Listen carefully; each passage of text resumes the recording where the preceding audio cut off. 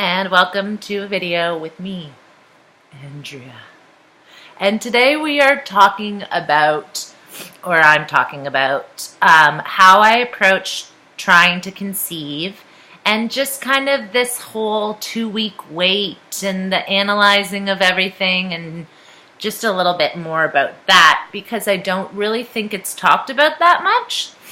So first, how I approach trying to conceive is I do track my periods, and I do it whenever I get a period. I put it into my phone the day it starts and the day it ends. So what that does is it gives you a general idea of when you are ovulating based off of that cycle that you're tracking. That said, it doesn't tell you exactly when you're ovulating because every body is different. It's not like we're all some robot, right? And so I don't take ovulation tests. I am one of those people that when I ovulate, I feel it. Like I get like a cramp.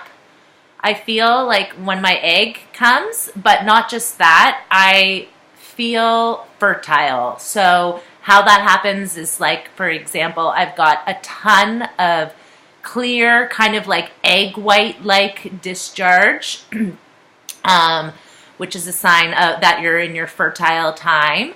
And I want to have sex, which isn't something that I normally want to do, if I'm being honest. So I'm definitely like more inclined to feel sexual while I'm fertile. And so even though my tracker app, told me that my fertile window was something like the 3rd to the 9th, we started having sex earlier than that window because I was getting the egg white-like discharge and I was feeling sexual. So I was like, this is obviously my body's way of saying that you're ready. So usually we just have sex. I don't use any sperm because some sperms have spermicides in them, and I'm really like paranoid about like anything extra getting in there. And after we have sex, I basically do like this position where I don't just put my legs up in the air because I don't think that really impacts your abdomen. I prop my whole lower half up in the air. And like, so for example, I have like this workout bench in our workout room, and I basically like drape myself over the bench so that I give the sperm like a little bit of help from gravity. I don't think there's any evidence that this helps. I don't think there is. There might be, but I don't think so. It just makes me feel like I'm helping out. I don't know how to describe it. Like, it just makes me feel like, oh, this increases the chances of sperm getting to my womb. But I don't think it actually does. But I do it anyway. So that's really my approach, is that as long as I have those fertile symptoms, and they usually generally match up with the window, but not exactly.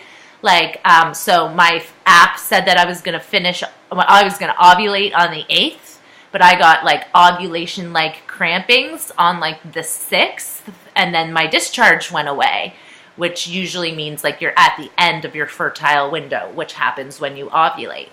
So we had a lot of sex. We had sex once a day, every day for like 6 days, which, Colin really enjoyed.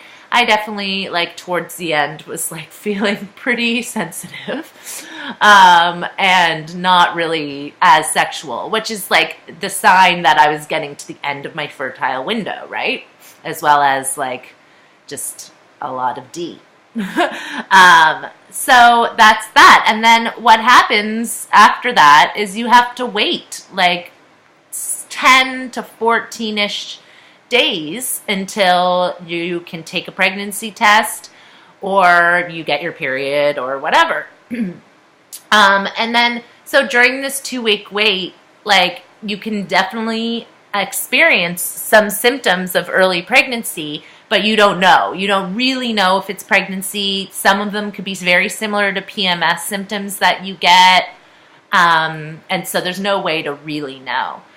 So for example, on Wednesday, I was out in the backyard with Everest, and I just had this moment where I felt like really lightheaded, which isn't something that I normally experience. Like, that's rare for me, very rare. So I was like, oh, okay, like, that's good, I guess. And then on Thursday evening, it happened again, and I felt really lightheaded in the evening. And I'm eating a lot, and I'm eating really well because I'm trying to get pregnant, and I'm drinking a ton of water and staying really hydrated. I'm not drinking a ton of caffeine. So, like, there's no, like, reason. There's no other explanation other than me potentially being pregnant. And so then on Friday, I was kind of expecting it in the evening to feel lightheaded again. And I didn't. I didn't feel lightheaded at all Friday evening. And so I was like, well, fuck, like, that's not what I want to feel. I want to feel a little bit lightheaded because that makes me feel like I might be pregnant. So it's a weird feel. It's like a weird time of your life where you're kind of just wanting to feel like shit and wanting to feel these unpleasant things. One thing that did happen on Friday is that my farts smelled a lot. And that's not the norm for me. Like, I'm one of those vegans that has farts that smell like nothing. Like, you can't smell my farts. But on Friday, you could. Anyway, so you're like, yay, smelly farts, because that is, so, like, when I mention these things, it's all because these are symptoms of pregnancy. So when you're pregnant, your body slows down your digestive system in order to maximize the amount of nutrients that it gets from your food. So it's very common in pregnancy to be constipated or to have, like, smelly farts because your body is, like, digesting things differently than normal. So that's a symptom I had in my first pregnancy with Everest. So I was like, oh, okay, that's, like, something, you know. I didn't get lightheaded with Everest at all. I just know that that's a symptom of pregnancy that a lot of my friends experienced in the early first trimester. So I was like, oh, okay. And then last night I had a nightmare where I lost all of my teeth. And it was a very, very real dream. And it's a reoccurring dream that I get, but it's generally not as vivid and real. Like, last night, it was just, like, so real and almost like a lucid dream, which is another symptom of pregnancy. Like, when I was pregnant with Everest, I'd have the most real dreams. Like, it was intense. And they were very sexual dreams. Like, they were almost sex-related, almost always. But I did have some really vivid teeth dreams with her as well. So, like, I woke up from that being like, whoa, maybe that's something, because it's, like, very rare for me to get a dream where I've, like, basically the only time I've ever had a dream where that felt so real was when I was pregnant. Yeah, maybe a few times outside of that, but it's not the norm. So, yeah, you know, it's like, it's not a fun time, the 2-week wait. It's kind of like this weird time where you're like, I don't know if I'm pregnant or not. And you're analyzing everything, and you're like, oh, I have a headache, yay. You know, it's just a weird time, and it's difficult to, like, live in the present because you're just so excited to just know whether or not you're pregnant. And, you know, because I got pregnant the first time we tried with Everest, it is something that could, you know, like, it would be one thing if we tried for 6 months with Everest, and then it was like, okay, now we're trying again. I don't think I'd be like this, like, maybe, because I'd be like, well, it took so long with Everest, but, you know, who knows? And then, so I don't know, you know, it could take 5 months, it could take 6, it could take a year. I really hope it doesn't.